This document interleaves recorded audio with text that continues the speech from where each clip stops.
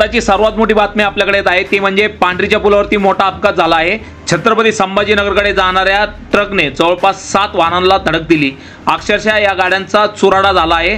यामध्ये 6 4 व्हीलर तर 1 2 व्हीलरचा समावेश आहे। यामध्ये जवळपास 15 ते 20 जण जखमी झाल्याची प्राथमिक माहिती आपल्याला मिळत आहे। याबाबत सोनई पोलीस स्टेशनचे सर्व कर्मचारी हे घटनास्थळी दाखल झाले असून वाहतूक सुरळीत करण्यात आली आहे। ही ट्रक ही घाटाच्या वरून अतिशय जोरात छत्रपती संभाजीनगरकडे चालली होती।